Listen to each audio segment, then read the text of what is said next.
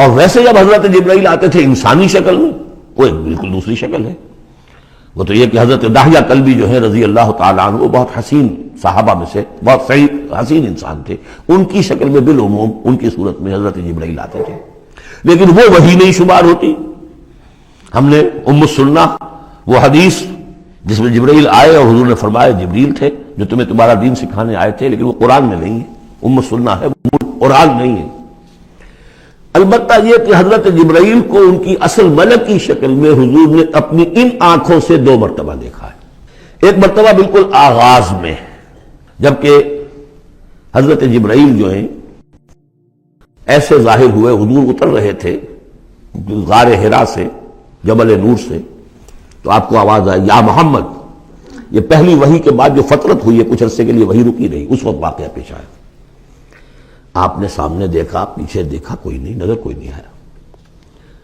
پھر تھوڑی دیر آپ چلے گئے، شاید مجھے کوئی دھوکہ لگا ہے، ایسی میں نے سنا ہے، کوئی آواز نہیں تھی. پھر آیا یا محمد، پھر دیکھا 2-3 مرتبہ کوئی نظر نہیں آیا، کچھ خوف سا محسوس ہوا. تیسری مرتبہ یا محمد، تو اچانک حضور کی نگاہ اوپر اٹھی تو حضرت جبرائیل فرشتے کی جو اصل شکل ہے اس میں وہ تھے افق پر، اور پورا افق بھرا ہوا تھا.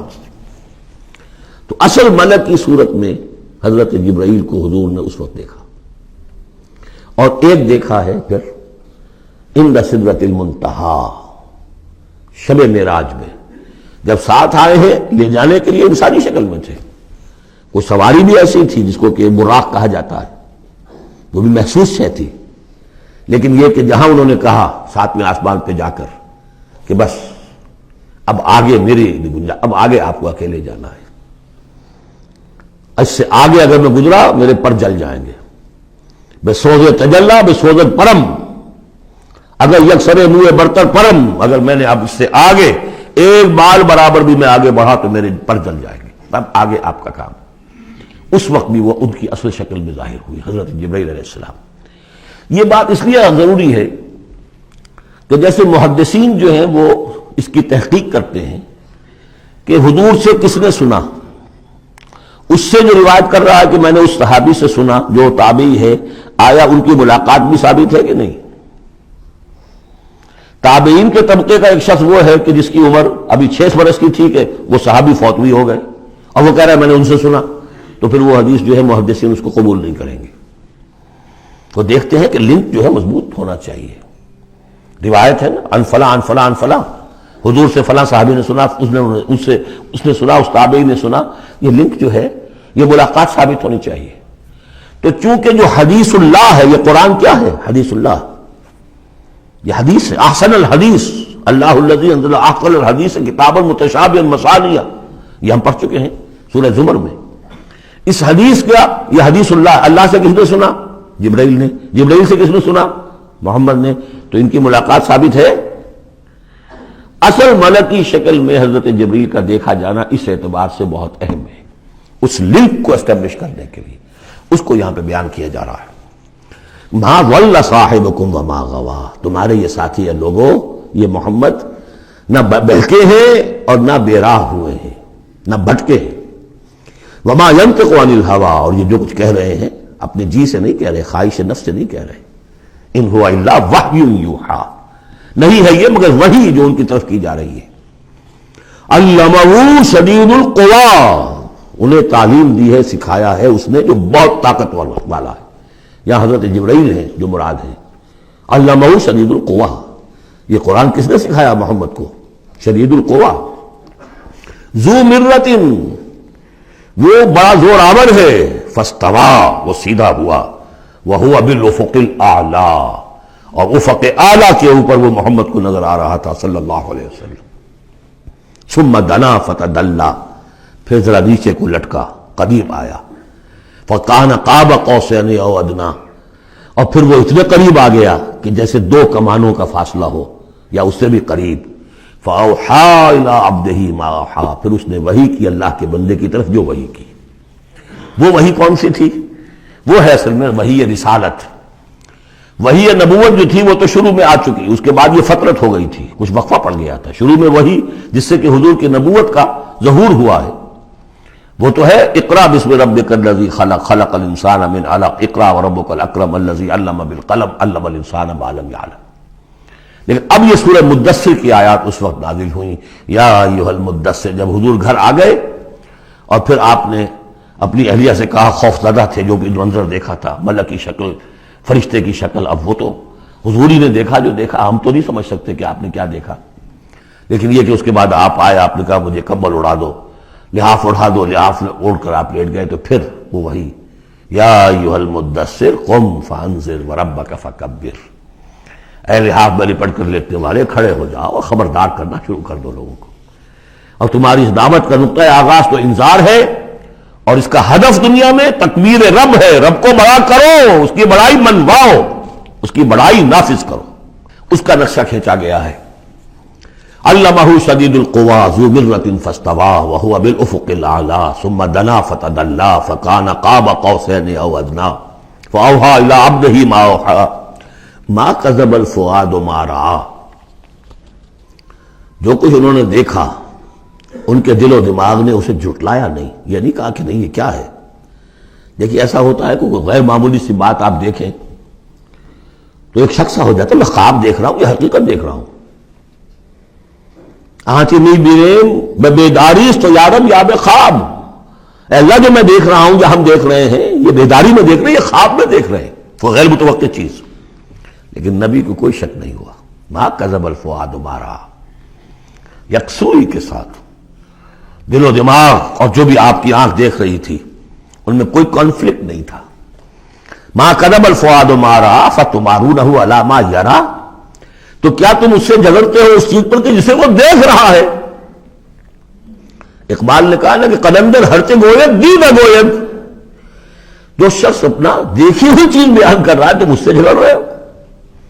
تمہارے لیے تو وہ ایک غیب کی خبر ہے، اس نے تو دیکھا ہے. افتمارونہ علی ما یریٰ وَلَقَدْ رَآهُ نَزْلَةً أُخْرَىٰ. اس نے تو ایک مرتبہ اور بھی دیکھا. کہاں دیکھا؟ عند سدرۃ المنتہیٰ، شب معراج میں سدرۃ المنتہیٰ. کوئی بیری کا درخت ہے. وہ کیسی بیری ہے؟ ساتویں آسمان کی بیری. وہ آخری حد ہے. مخلوق کوئی اس سے آگے نہیں جا سکتی. اس سدرۃ المنتہیٰ، منتہا نہایت، حد، جہاں کی حد ہو گئی، وہاں تک حضور پہنچے ہیں سدرۃ المنتہیٰ تک. اندہا جنت الماوا، اور سب سے اونچی جو جنت ہوگی جنت الماوا وہ اس کے قریب ہی ہے. وہ بھی ساتویں آسمان پر ہے. یہ تو درجہ بدرجہ ترقی ہوتی جائے گی نا. پہلی ضیافت جو ہے، پہلی نزل جو ہے وہ تو اسی زمین پر ہو جائے گی. پھر جو ترقی ہوگی اپنے اپنے مدارج، اپنے اپنے مراتب، اپنے اپنے مقامات، اپنے اپنے ایمان کی گہرائی، اپنے اپنے اعمال صالحہ، اپنا اپنا انفاق مال و جان، اس کے حوالے سے درجے ہوں گے. اندہا جنت الماوا اذ یغشی السدرۃ ما یغشی. جبکہ ڈھانپے ہوئے تھا اس بیری کو جو ڈھانپے ہوئے تھا. اب تمہیں کیا بتائیں کیا ڈھانپے ہوئے تھا، تم نہیں سمجھ سکتے. دیکھیے کس طریقے سے اذ یغشی السدرۃ. کوئی انوار الہیہ کا کوئی ایسا نزول ہے وہاں جو زبان سے ادا نہیں ہو سکتا. کوئی الفاظ نہیں ہے کہ جو ان کی تعبیر کر سکے. اس پر انوار الہیہ کا کوئی نزول ہے. اذ یغشی السدرۃ ما یغشی، جبکہ چھایا ہوا تھا اس بیری کے اوپر جو چھایا ہوا تھا، جبکہ ڈھانپا ہوا تھا اس بیری کو جس نے ڈھانکا ہوا تھا. ما زاغ البصر وما طغیٰ. نبی کی آنکھ اس وقت نہ کج ہوئی نہ حد سے بڑھی. یہ دو انتہائیں ہوتی ہیں. ایک تو یہ کہ آپ کسی انٹینس لائٹ کو فیس نہ کر سکے تو نگاہ ہٹائیں گے آپ، یہ جھپک لیں گے، فیس نہیں کر سکتے اگر آپ میں ہمت نہیں، استعداد نہیں ہے. نبی کا ظرف اتنا تھا کہ ان انوار الہیہ کا براہ راست مشاہدہ کیا ہے، اور نگاہ آپ کو ادھر ادھر کرنے کی ضرورت پیش نہیں آئی. لیکن طغیٰ ایک حد ادب بھی ہوتا ہے جس سے آگے انسان کو نہیں جانا چاہیے. نگاہ جو ہے اس نے بے ادبی کی روش بھی اختیار نہ کی. علامہ اقبال نے، واقعہ یہ ہے کہ اس آیت کو میں نے سمجھا علامہ اقبال کے ایک شعر سے، اور اکثر و بیشتر لوگ نہیں سمجھ سکے اس آیت کو. ذوق و شوق کے نام سے جو ان کی نظم ہے بال جبریل میں، وہ میرے نزدیک ان کے شاعرانہ جو ان کی استعداد ہے اس میں بلند ترین نظم ہے. وہ جہاں تک پیغام ان کا جو ہے امت مسلمہ کے لیے، اس کے لیے ابلیس کی مجلس شورا، وہ کلائمیکس ہے، اور وہ ہے بھی ان کے آخری زمانے کی نظم ہے، سن 36 میں انہوں نے کہی ہے۔ اس کے بعد تو بیماری اتنے رہے ہیں، بہت کم اشعار کہے، لیکن اس میں ذوق و شوق میں ایک شعر ہے: عین وصال میں مجھے حوصلہ نظر نہ تھا، عین وصال میں مجھے حوصلہ نظر نہ تھا، گرچہ بہانہ جو رہی میری نگاہ بے ادب، میری نگاہ بے ادب بہانہ تلاش کرتی رہی کہ میں مشاہدہ براہ راست کروں، حالانکہ عین وصال ہے اس وقت، لیکن یہ کہ میرے اندر حوصلہ نہ تھا کہ میں حسن کا براہ راست مشاہدہ کر سکوں۔ عین وصال میں مجھے حوصلہ نظر نہ تھا، گرچہ بہانہ جو رہی میری نگاہ بے ادب۔ یہاں ان دونوں چیزوں کے برعکس بات ہے جو اقبال اپنے بارے میں کہہ رہا ہے۔ میں تو بے ادب بھی ہوں، اور میں تو چاہتا تھا کسی طریقے سے حد ادب سے تجاوز کر کے دیکھوں، لیکن میرے اندر تو حوصلہ نہیں تھا۔ محمد میں وہ حوصلہ تھا، دیکھا ہے، براہ راست دیکھا ہے، نگاہ جما کر دیکھا ہے، لیکن ایک حد سے تجاوز نہیں کیا، حد ادب کے اندر رہے۔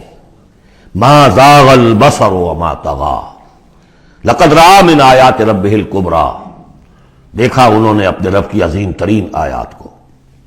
اب وہاں جا کر جو مشاہدہ ہوا ہے وہ تو اللہ کی عظیم ترین آیات کا ہے، اور اسی سے در حقیقت دلیل ہے ام المومنین حضرت عائشہ صدیقہ رضی اللہ تعالی عنہ اور حضرت عمر رضی اللہ تعالی عنہ کا جو قول ہے۔